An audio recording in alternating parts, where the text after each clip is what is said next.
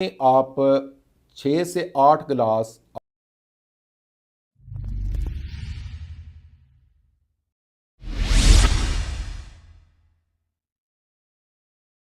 आज का टॉपिक इंतहाई अहम है कि विंटर सीजन में मौसम सरमा में हमारे हाथों पाँव और चेहरे का रंग क्यों डल हो जाता है, कंप्लेक्शन क्यों ख़राब हो जाता है।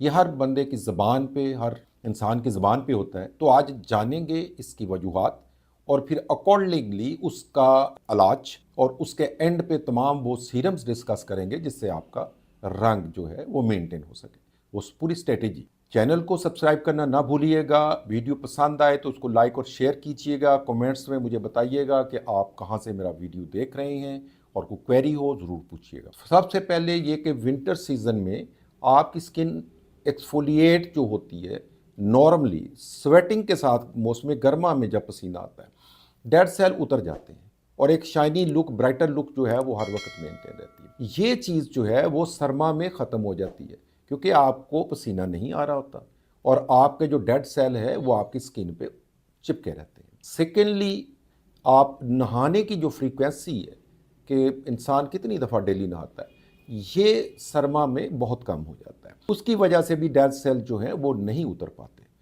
दूसरी अब मेन एक और रीज़न है कि जब खून की नालियाँ सर्दी की वजह से, ख़ास तौर पे जो स्किन के नज़दीक नालियाँ हैं, वो अपने आप को सुकेड़ लेती, ये वेज़ोकंस्ट्रिक्शन हो जाता है। इससे जो खून है वो आपके बॉडी के इनर ऑर्गन्स की तरफ ज़्यादा शिफ्ट हो जाता है। तो लिहाजा खून की वजह से जो आपका कॉम्प्लेक्शन पिंकिश नज़र आता है या फ्रेश नज़र आता है, वो चीज़ जो है वो मौसम सरमा में कंप्रोमाइज़ हो जाती है, कम हो जाती है।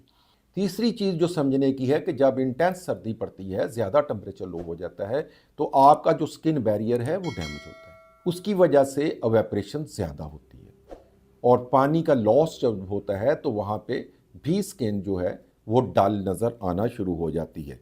तो ये वाटर लॉस भी है और स्किन बैरियर का डैमेज भी है। अब हम इम्पॉर्टेंट चीज़ों की तरफ आते हैं कि इसको हम कैसे इलाज करें। तो इसके 4 स्टेप्स हैं। सबसे पहले कि आप अपना हाइड्रेशन स्टेटस सही रखेंगे, उसमें आप 6 से 8 गिलास आप ज़रूर अपना पिएंगे। तो सेकेंडली इसका इसलिए भी ज़रूरी है कि बाज़ घरों में दिन में 10 घंटे हीटर चलता है, उससे आपका जो वाटर लॉस है वो बहुत बढ़ जाता है। आप इस चीज़ को एहसास नहीं करते और लिहाजा आपको प्यास जो है वो नहीं जनरली लग रही होती, लेकिन उसके बावजूद आप पानी पिए क्योंकि आपका वाटर लॉस तो मे भी गर्मियों से भी ज़्यादा हो रहा हो हीटर्स की वजह से। और सेकेंडली ये है कि जो इम्पोर्टेंट चीज़ है वो ये है कि अपनी स्किन को मॉइस्चराइज रखें। इससे आपका स्किन बैरियर जो है वो इंटैक्ट रहता है और आपका वाटर लॉस नहीं होता। और अगर आपकी स्किन ओवर ड्राई हो रही है तो वैसलीन के साथ, आप पेट्रोलियम जेली के साथ आप रात को स्लगिंग करना ना भूलिएगा। ये हैवी मॉइस्चराइजर्स होते हैं, ये आपके स्किन बैरियर को बहुत ज़्यादा सपोर्ट देते हैं। डेड सेल को उतारने के लिए ये हमारे पास, जैसे ये मेरे हाथ में ग्लाइकोलिक एसिड 7% है और इसको आप हफ्ते में 2 दफ़ा यूज़ कर सकते हैं पैर टेस्ट करने के बाद। 10 से 15 मिनट लगा रहने देगा, ये आपके डेड सेल उतारेगा, नंबर 1। नंबर 2, वहाँ पे फ्रेश लुक देगा। नंबर 3, ये आपकी मॉइस्चराइजेशन का भी इफेक्ट और ब्राइट करेगा आपकी स्किन को, ये ब्राइटनिंग इफेक्ट भी देगा। तो ये बहुत ज़रूरी है कि आप इसको अपनी स्किन को ज़रूर एक्सफोलिएट करें।